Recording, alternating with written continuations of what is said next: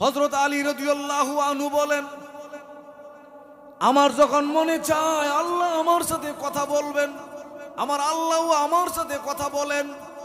কেউ যদি মনে করে আল্লাহর সাথে কথা বলবে, ওযু বানাইয়া আয়েশা যেন নামাজে দাঁড়ায়া যায়, নামাজে দাঁড়িয়ে আল্লাহর সাথে কথা বলি। নামাজে দাঁড়িয়ে আমরা কার সাথে কথা বলি? হযরত আলী রাদিয়াল্লাহু আনহু বলেন, কেউ যদি মনে করে আল্লাহ তার সাথে কথা বলবেন, ওযু বানাইয়া আয়েশা সে যেন কোরআন শরীফ নিয়ে বসে যায়। কোরআন শরীফের আয়াত তিলাওয়াত যখন করে আমার আল্লাহ রব্বুল আলামিন আমাদের সাথে কথা বলে। কোরআন শরীফ কার কালাম? কার বাণী? আল্লাহর বাণী। সেই কোরআন শরীফ থেকে আপনাদের খেদমতে সূরা আর রহমান থেকে 4খানা আয়াতে কারিমাকে তিলাওয়াত করেছি। রাসূল করিম সাল্লাল্লাহু আলাইহি ওয়াসাল্লামের হাদিস শরীফ থেকে একটি হাদিস পড়েছি।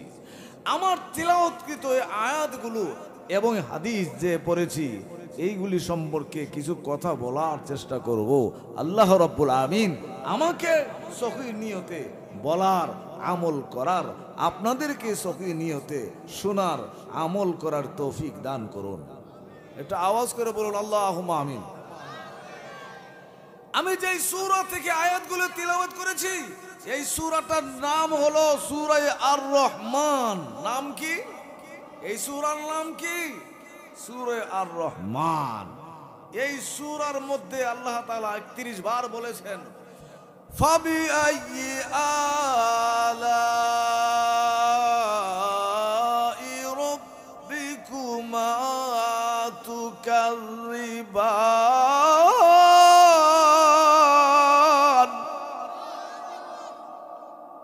ভাইরা আমার, মুরব্বী বাবারা, মনোযোগ দিয়ে শুনুন।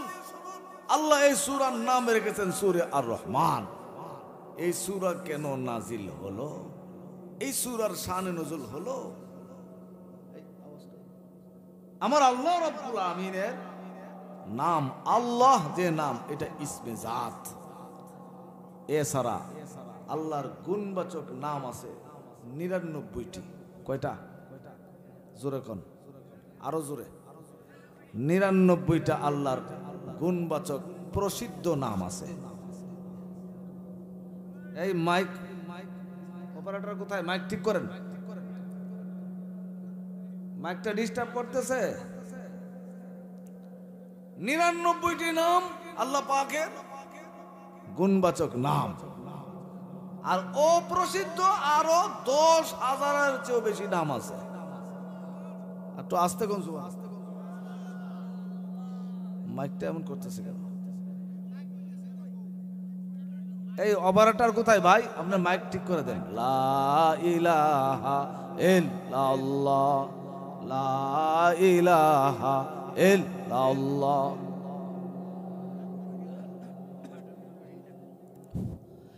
লা ইলাহা ইল্লাল্লাহ। আওয়াজটা ঠিক করে, আওয়াজটা ঠিক করে। লা ইলাহা ইল্লাল্লাহু মুহাম্মাদুর রাসূলুল্লাহ সাল্লাল্লাহু আলাইহি ওয়াসাল্লাম। আল্লাহ পাকের এক নাম আর রহমান আর রহিম। যখন নাকি আল্লাহর রাসূল সাল্লাল্লাহু আলাইহি ওয়াসাল্লাম কালিমার দাওয়াত দিতেছেন, এক আল্লাহর উপর ঈমান আনো, এক আল্লাহর ইবাদত করো, কিন্তু মক্কার মানুষেরা এটা জানতো না যে আল্লাহ পাকের গুণবাচক আরো 99টি নাম আছে, এর মধ্যে এক নাম রহমান। যখন নাকি নবীজি বলেছেন রহমানকে সেজদা দাও, তখন তারা বলতেছে, কিরে মুহাম্মদ একবার বলে আল্লাহর ইবাদত করো, আল্লাহর উপরে ঈমান আনো, আবার বলে রহমানের ইবাদত করো, রহমানকে সেজদা দাও, আমার রহমান। তারা বলে রহমান কে? আল্লাহ তাআলা তাদের এই প্রশ্নের পরিপ্রেক্ষিতে আমার আল্লাহ সূরা আর রহমান নাজিল করে দিয়ে জানিয়ে দিয়েছেন, রহমানের পরিচয় দিয়েছেন। বলেন সুবহানাল্লাহ। আর রহমান আল্লামাল কুরআন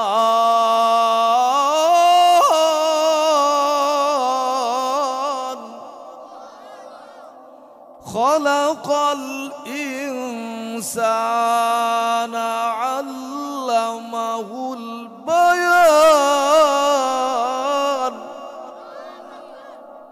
আল্লাহ তাআলা এই সূরা নাজিল করে জানিয়ে দিয়েছেন যে রহমান হলেন তিনি আল্লামাল কোরআন, যিনি কোরআন শিক্ষা দিয়েছেন। খলাকাল ইনসান, যিনি মানুষ সৃষ্টি করেছেন। আল্লামাহুল বায়ান, যিনি ভাষা শিক্ষা দিয়েছেন, বর্ণনা শিক্ষা দিয়েছেন। জোরে জোরে বলি সুবহানাল্লাহ।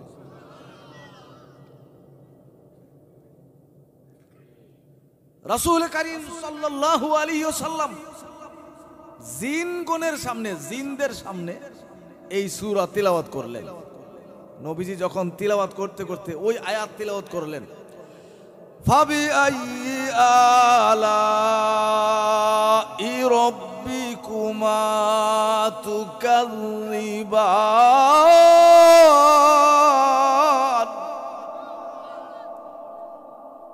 ফাবি আইয়ি আলাই রাব্বিকুমা তুকাযযিবান। জোরে বলি আল্লাহু আকবার। আল্লাহ বলেন, হে জিন আর মানুষ, মানব, হে জিন আর মানুষ, তোমরা আমি আল্লাহর কোন কোন নিয়ামতকে অস্বীকার করবে? রাসূল যখন এই আয়াত তিলাওয়াত করেছেন, জিনেরা বলেছে রব্বানা লা নুকাযযিবুকা শাই, আল্লাহ আমরা আপনার কোন নিয়ামতকে অস্বীকার করি না। সুবহানাল্লাহ। সেই জিনেরা নবীজির হাত মোবারক ধরে, অর্থাৎ নবীজির কাছে তারা কালিমা পড়ে মুসলমান হয়েছে। একটু জোরে করেন না সুবহানাল্লাহ। এবার আসেন এই সূরা আর রহমান, কুরআন শরীফের মধ্যে সূরা আর রহমান এমন একটি সূরা যেই সূরাকে বলা হয়েছে কুরআন শরীফের সৌন্দর্য। জোরে কোন সুবহানাল্লাহ। ভাইয়েরা আমার, বাড়ির সৌন্দর্য আছে, পুষ্কনির সৌন্দর্য আছে, দোকানের সৌন্দর্য আছে, মানুষের সৌন্দর্য আছে, ঘরের সৌন্দর্য আছে। ঘরের সৌন্দর্য হলো ঘরের ভিতরে যদি খাট, সোফা, ডাইনিং টেবিল, আসবাবপত্র থাকে, এই ঘর বড় সুন্দর লাগে, ঠিক কিনা? পুষ্কনির ভিতরে যদি মাছ ভরপুর থাকে, এই পুষ্কনি সুন্দর লাগে। বাড়ির সামনে যদি ফুলের বাগান থাকে, এই বাড়িটা সুন্দর লাগে। দোকানের মধ্যে যদি মাল ভরপুর থাকে, এই দোকানকেও সুন্দর লাগে। প্রত্যেকটা জিনিসের এক একটা সৌন্দর্য আছে। কোরআন শরীফেরও সৌন্দর্য আছে। কোরআন শরীফের সৌন্দর্য হলো সূরা আর রহমান।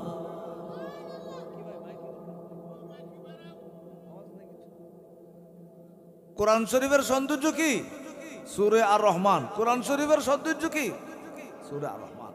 প্রত্যেকটা জিনিসের এক একটা উচ্চতা আছে। কোরআন শরীফের উচ্চতা হলো সূরা বাকারা, আর কোরআন শরীফের হৃৎপিণ্ড হলো সূরা ইয়াসিন। কোরআন শরীফের হৃৎপিণ্ড কি? কালবুল কোরআন। কোরআন শরীফের দিল কোন সূরা? সূরা ইয়াসিন। আর কোরআন শরীফের সৌন্দর্য কোন সূরা? সূরা আর রহমান। কোন সূরা বলেন? সূরা আর রহমান।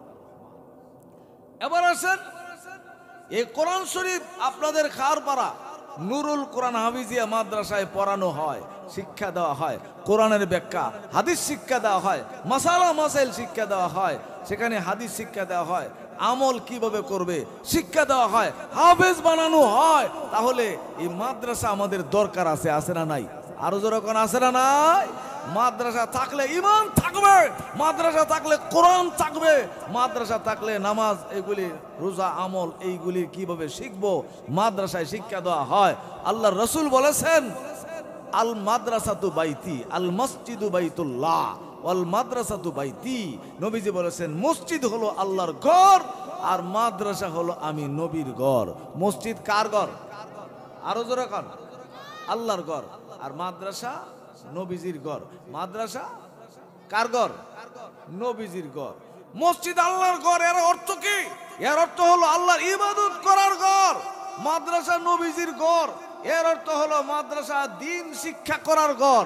মাদ্রাসায় আমরা কোরআন শিখবো, হাদিস শিখবো, মাসালা মাসাইল শিখবো।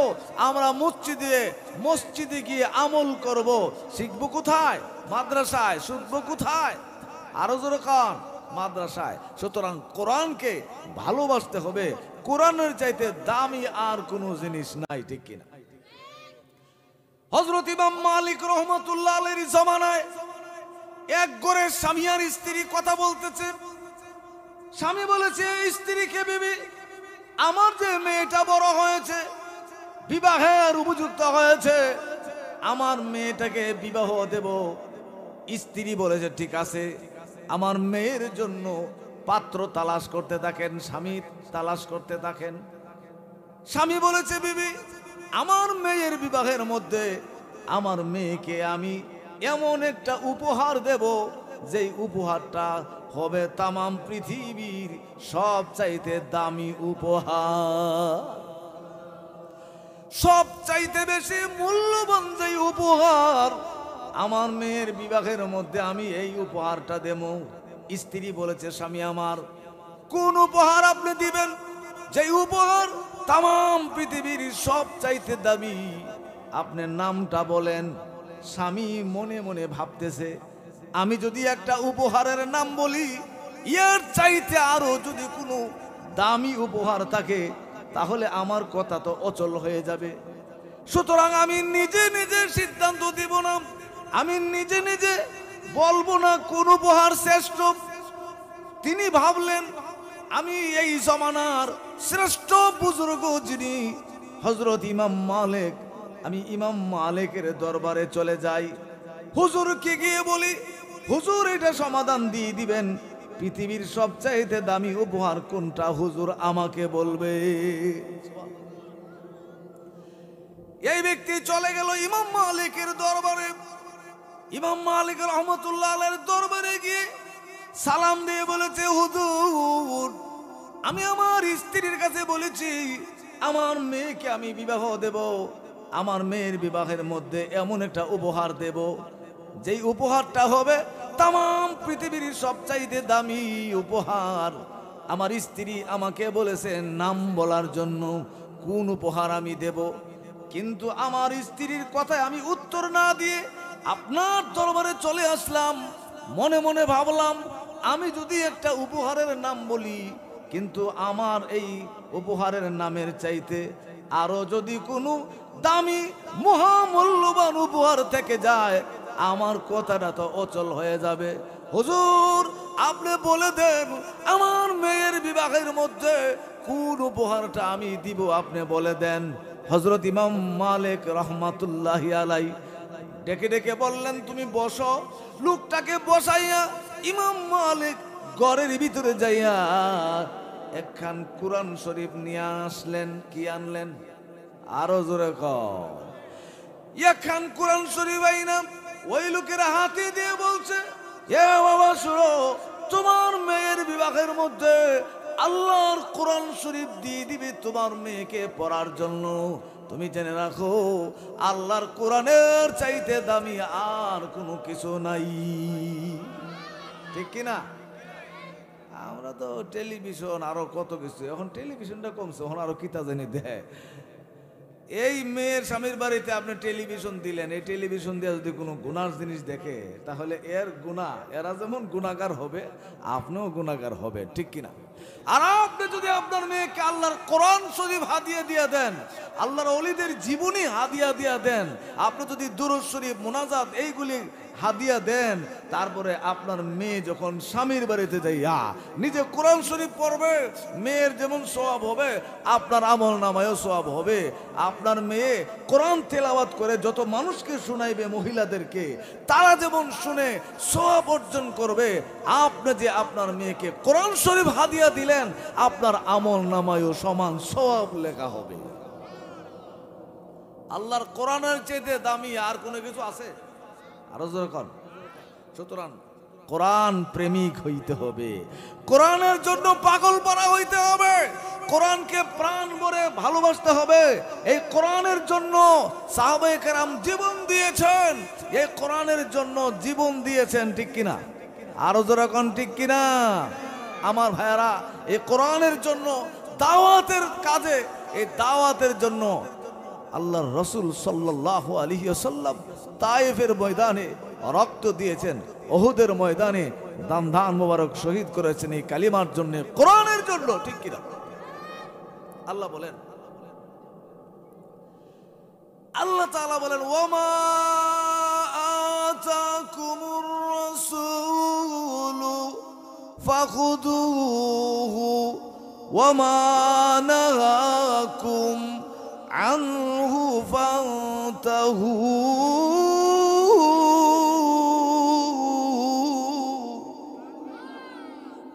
আল্লাহ রাব্বুল আমিন বলেন, হে আমার বান্দা বান্দিরা, আমার রাসূল যা নিয়ে এসেছেন তাকে তোমরা ধরো। আমার রাসূল আমি আল্লাহর নিকট থেকে 30 পারা কোরআন শরীফ নিয়েছেন। নবীজির উপরে আল্লাহ তাআলা 30 পারা কোরআন শরীফ নাজিল করে দিয়েছেন। কোরআন শরীফে নামাজ রোজার কথা আছে, হজের কথা আছে, যাকাতের কথা আছে, কোরআন শরীফে পর্দা পশিদার কথা আছে, কোরআন শরীফের মধ্যে হালাল হারামের কথা আছে। ওয়ামা তাকুমুর রাসূল আই ওয়ামা আমারাকুমুর রাসূল, আল্লাহ বলেন আমার রাসূল তোমাদেরকে যেই আমলগুলো করার জন্য বলেছেন, যেই কাজগুলো করতে বলেছেন, এই কাজগুলি তোমরা করো।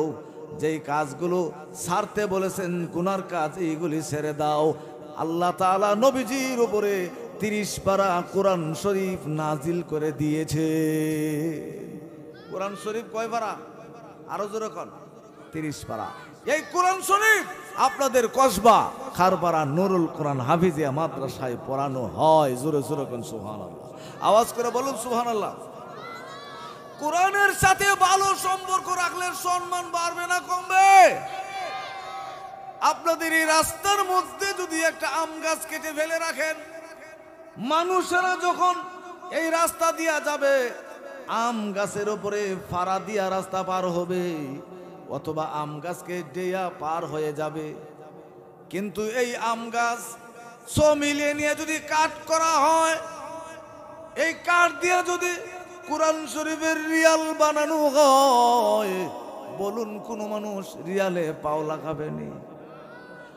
আপনাদের বাড়িতে দামি দামি কাঠের সোফা আছে, আমাদের বাড়িতে সোফা আছে, ওই সোফার মধ্যে সোফার কাঠে কতবার আমাদের পাও লাগে, একবারও সালাম করি না।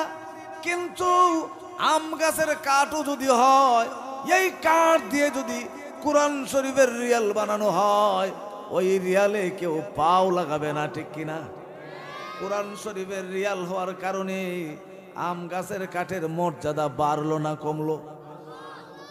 আপনাদের গায়ে যেই জামা কাপড়, আমার গায়ে যেই জামা কাপড়, এই কাপড় আমাদের হাতে লাগে, পায়ে লাগে, মাথায় লাগে, পায়ে লাগে, একবারও সেলাম করি না, ঠিক কিনা? কিন্তু এই কাপড় দিয়া যদি কোরআন শরীফের গিলাফ বানানো হয়, কোন মানুষ গিলাফে পাও লাগাবেনি।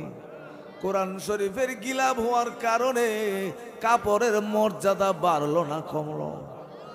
যেমনি ভাবে আল্লাহ তাআলা বলেন, যেমনি ভাবে আম গাছের কাঠ আমার কোরআন শরীফের রিয়াল হওয়ার কারণে আমি আল্লাহ মর্যাদা বাড়িয়ে দিয়েছি, আর কাপড় আমার কোরআন শরীফের গিলাফ হওয়ার কারণে কাপড়ের মর্যাদা বাড়িয়ে দিয়েছি।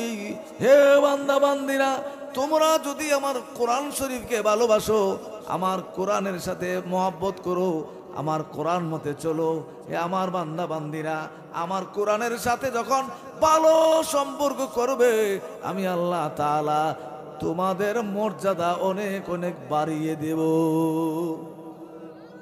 শুধু এটাই নয়, কোরআনকে যদি আপনি তিলাওয়াত করেন, কোরআন শরীফকে যদি আপনি তিলাওয়াত করেন এবং কোরআন শরীফ মাদ্রাসায় হাদিয়া দেন, কোরআন শরীফ যারা শিখে তাদেরকে সম্মান দেন, আপনি মাদ্রাসায় টাকা পয়সা দিয়া যতটুকু পারেন সহযোগিতা করেন, কোরআনের খেদমত করেন, এই কোরআন শরীফ কিয়ামতের দিন আপনাকে সুপারিশ করে জান্নাতে পৌঁছায় দেবে। কোরআন শরীফ কিয়ামতের দিন বলবে, প্রভু গো, যারা জায়গা দিয়া, টাকা দিয়া, পয়সা দিয়া, শ্রম দিয়া, বুদ্ধি দিয়া মাদ্রাসা করেছে, মক্তব করেছে, মাদ্রাসা করেছে, আমি কোরআন শরীফ শিক্ষার ব্যবস্থা করে দিয়েছে, ছাত্রদেরকে লজিম রেখেছে, আমি কোরআনের খেদমত করেছে, আমি কোরআন শরীফকে ভালোবাসছে, প্রভু গো ইয়াদেরকে দয়া করে মাফ করে দাও। আল্লাহ তাআলা তখন বলবেন, হে কোরআন, আমি যে মাফ করে দিতে তুমি বলো, তাদেরকে মাফ করে দিবার জন্য যে বলতেছ, এদের আমল নামায় তো অনেক গুনাহ আছে, সেই গুনাহ কি করব? কোরআন শরীফ তখন বলবে, আল্লাহ এদেরকে মাফ করে দিতেই হবে, আমার দাবি। সুবহানাল্লাহ। আল্লাহ, এরা এত ভালো কাজ করেছে, আমি কোরআনের খেদমত করেছে, জায়গা দিছে, মাদ্রাসা করছে, মাদ্রাসার ছাত্রদেরকে লজিম রেখেছে, উস্তাদদেরকে ভালোবাসছে, মাদ্রাসায় দান সদকা করেছে, আমি কোরআনকে শিখেছে, আমি কোরআনকে শিক্ষার ব্যবস্থা করে দিয়েছে, আমাকে মুহব্বত করেছে, তুমি আজ তাদেরকে মাফ করবা না? তুমি যদি মাফ না করো, তুমি বলো আমি কোরআন তোমার কালাম না। কে বলবে? কোরআন শরীফ। কে বলবে? জোরে কোন, আরো জোরে বলেন, কারে বলবে? আল্লাহ। আল্লাহ তাআলা বলবেন, এ কোরআন, তুমি আমার কালাম, এই কথাটা আমি বলতে পারবো না তুমি আমার কালাম না, আমি অস্বীকার করতে পারবো না তুমি আমার কালাম, তুমি আমার কালাম না, এই কথা বলতে পারবো না। কোরআন শরীফ বলবে, তাহলে এদেরকে মাফ করে দেন। হে কোরআন শরীফ, তোমার সুপারিশ কবুল করে তাদেরকে মাফ করে দিলা। কোরআন শরীফের সাথে ভালো সম্পর্ক করলে লাভ না খাস্তা? বলেন লাভ না খাস্তা? এবার আসেন, কোরআন শরীফকে মোহব্বত করে আল্লাহ রাব্বুল আমিন এমন নিয়ামত দান করেছেন যে কোরআন শরীফকে মোহব্বত করে আল্লাহর কোরআনের ভালোবাসায় আল্লাহর বন্ধু হয়ে গেছেন, এমন মানুষও দুনিয়াতে ছিল, আছে। সুবহানাল্লাহ। আল্লাহ রাব্বুল আলামিন ইমাম গজ্জালী রহমতুল্লাহি আলাইকে স্বপ্নে দেখাইলেন। কারে? ইমাম গজ্জালী রহমতুল্লাহ আলাইকে আল্লাহ স্বপ্নে দেখাইলেন বৃহস্পতিবার দিবাগত রাত। রাতটা ছিল কি বার? জোরে বলতে হবে, আরো জোরে। বৃহস্পতিবার দিবাগত রাত ইমাম গজ্জালী রহমতুল্লাহ আলাই স্বপ্নে দেখতেছেন। তিনি কে বলতেছে? আল্লাহ বলতেছেন, হে ইমাম গজ্জালী, আগামীকাল শুক্রবার, আজকে বৃহস্পতিবার রাত্রে দুনিয়ার একটা জায়গা আছে, জায়গাটার নাম, গ্রামের নাম রহমতপুর। নাম কি? রহমতপুর। ওইখানে আমি আল্লাহর একজন বন্ধু ছিল, যার নাম ছিল আব্দুর রহমান। নাম কি? আব্দুর রহমান। হে ইমাম গজ্জালী, আগামীকাল শুক্রবার তুমি আমার বন্ধু আব্দুর রহমানের বাড়িতে যাবে। আজকে বৃহস্পতিবার রাত্রে আমার বন্ধু আব্দুর রহমান আমার ডাকে সাড়া দিয়া পরকালে চলে আসছে, এন্তেকাল হয়ে গেছে, কিন্তু আমার বান্দা সে আব্দুর রহমানের প্রতি আমি রাজি, সে আমার বন্ধু, আমি তার প্রতি রাজি। তুমি গিয়ে কাপড়ের কাপড় নিয়ে তুমি নিজে তাকে গোসল করিয়ে কাপড়ের কাপড় পরায়া তুমি জানাজা দিয়ে তুমি কবরে দাফন করবা। জোরে জোরে কোন সুবহানাল্লাহ। ঠিক শুক্রবার যখন হলো, ইমাম গজ্জালী রহমতুল্লাহি আলাইহি সকাল বেলায় রওনা দিলেন রহমতপুরের উদ্দেশ্যে। যাইতে যাইতে রহমতপুর গ্রামে গেলেন। রহমতপুর গ্রামে যাইয়া মানুষদেরকে জিজ্ঞাসা করতেছেন, ভাই, আপনাদের এই রহমতপুরে আব্দুর রহমান নামে কোনো ব্যক্তি মারা গেছেনি? মানুষেরা কয়, না, এটা তো শুনছি না, আব্দুর রহমান নামে কোনো ধনী লোক, কোনো মানুষ মারা গেছে এরকম তো শুনছি না। কিন্তু ইমাম গজ্জালী বলতেছে, আল্লাহ আমাকে স্বপ্নে দেখাইলেন, আমাকে আল্লাহ স্বপ্নে বলেছেন যে আল্লাহর বন্ধু, কিন্তু তারা চিনে না। হয়তো এলাকার মধ্যে অন্য নাম, অনেকের এরকম নাম থাকে না, হয়তো এলাকার মধ্যে অন্য কোনো নাম আছে। ইমাম গজ্জালী রহমতুল্লাহ আলাইহি বললেন, তাহলে আপনারা ভালো করে খেয়াল করে দেখুন, আব্দুর রহমান নামে একজন ব্যক্তি গতকাল রাত্রে মারা গেছে। তখন একজনে বলতেছে, আরে রহমান কাটুরিয়া নামে আমরা একজন চিনি, মুরব্বী মানুষ, রহমান কাটুরিয়া, জঙ্গল থেকে কাঠ আনে, লাকড়ি আনে আইনা বাজারে বিক্রি করে, এই বিক্রি করে লাকড়ি বিক্রি করে যেই পরিমাণ পয়সা পায়, এই পয়সা দিয়ে সে সংসার চালায়। গতকাল রাত্রে সে রহমান কাটুরিয়া মারা গেছে। তখন ওই লোকে বলছে, বাবা ওই যে একটা জঙ্গল দেখা যায়, এই জঙ্গলের একবারে শেষ প্রান্তে ওই মাথায় একটা ছোট্ট মাঠ আছে, ওইখানে একটা কুড়ে ঘর, সনের ঘর আছে। ওই কুড়ের ঘর, ওই ঘরটা হলো আব্দুর রহমান কাটুরিয়ার, আপনি যাইয়া দেখতে পারেন। সুবহানাল্লাহ। ইমাম গজ্জালী রহমাতুল্লাহ আলাইহি চিন্তা করলেন, আমার মনে সাক্ষী দে এই লোকটাই হবে। আল্লাহ তাআলা তাকে বন্ধু হিসাবে গ্রহণ করে নিয়েছেন, এমন আমল সে করেছে, আল্লাহ তাকে বন্ধু হিসাবে গ্রহণ করে নিয়েছেন। ইমাম গজ্জালী রহমাতুল্লাহি আলাইহি জঙ্গল পার হইলেন। জঙ্গল পার হইয়া মাঠের, জঙ্গলের পার হওয়ার পরে ছোট একটা মাঠ দেখা গেল। ওই মাঠের পাশে ছোট্ট একটা কুড়ে ঘর, ওই ঘরের মধ্যে একটা লাশকে শোয়া রেখেছে, বাচ্চারা কান্নাকাটি করতেছে। ইমাম গজ্জালী যাইয়া বাচ্চাদেরকে বলেছেন, এই লোকটা যে মারা গেল, এই লোকটা তোমার কি লাগতো? ছেলেটা বলেছে, এই নিয়ে আমার আব্বা ছিল। নাম কি? আমার আব্বার নাম আব্দুর রহমান কাটুরিয়া, আব্দুর রহমান। ইমাম গজ্জালী বুঝতে পারলেন যে আল্লাহর বন্ধু এই লোকটাই। আল্লাহ আমাকে বলেছেন কাফনের কাপড় নিয়ে আসার জন্য, তাকে জানাজা দিয়ে গোসল দিয়ে আমি তাকে দাফন করার জন্য কবরে। এখন ইমাম গজ্জালী বলেন, তোমরা কান্দো কেন? তারা বলতেছে, দেখুন আমাদের কাছে টাকা পয়সা নাই, কিছু নাই, কাফনের কাপড় কিভাবে আনবো, কিভাবে লাশ দাফন করব। ইমাম গজ্জালী বলেছেন, তোমরা কোনো চিন্তা করো না, আমি কাফনের কাফন নিয়ে আসছি। হুকুম দিছেন কে? ইমাম গজ্জালীর কথা শুনে ওই বাচ্চারা সান্ত্বনা পাইল। ইমাম গজ্জালী রহমাতুল্লাহি আলাইহি আব্দুর রহমানকে গোসল করালেন, কাফনের কাপড় পরালেন, জানাজা দিলেন, নিজের হাতে কবরে দাফন করলেন। কবরে দাফন করার পরে আব্দুর রহমান সম্পর্কে তিনি একটা বিষয় জানতে চাইলেন। ইমাম গজ্জালী মনে মনে বলতেছেন, এই লোকটা কুড়ে ঘর, গরিব মানুষ, কিন্তু আল্লাহ বলেছেন আল্লাহর বন্ধু। আল্লাহর বন্ধু কেমনে হইল, কোন আমলের উসিলায় হইল, আমি এই উসিলাটা একটু দেখতে হবে। ইমাম গজ্জালী লোকটাকে দাফন করার পরে ইমাম গজ্জালী আব্দুর রহমানের বাড়িতে আবার গেলেন। বাড়িতে গিয়া আব্দুর রহমানের ছেলেকে ডাইকা বললেন, বাবা সত্য করে একটা কথা বলো, তোমার আব্বা কি আমল করতো? তোমার আব্বা সম্পর্কে আমার আল্লাহ তাআলা স্বপ্ন যুগে আমাকে বলেছেন, আমার নাম ইমাম গজ্জালী, আমি আয়েশা তোমার আব্বাকে জানাজা দিবার জন্য আল্লাহ তাআলা বলেছে। তোমার আব্বা কি আমল করতো এটা বলো।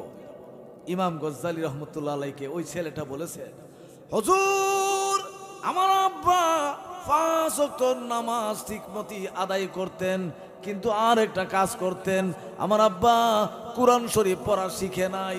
যেমন আপনাদের মধ্যে আমাদের মধ্যে আসেনি, কোরআন শরীফ পড়া শিখে নাই, আসেনি। আমি অনুরোধ করে বলবো, যারা কোরআন শরীফ পড়া শিখে নাই, ও মুরব্বী বাবারা, কোরআন শরীফ এখনো শিখার সময় আছে, মাদ্রাসায় যান, হুজুরের কাছে যান, কোরআন শরীফ পড়তে থাকেন, যতটুকুন পারেন আস্তে আস্তে করে পড়তে থাকেন। পড়তে পড়তে এই অবস্থায় যদি আপনার মৃত্যু হয়ে যায়, আপনি ছাত্র হিসাবে মারা যাবেন, কোরআন শরীফ আপনার জন্য সুপারিশ করবে।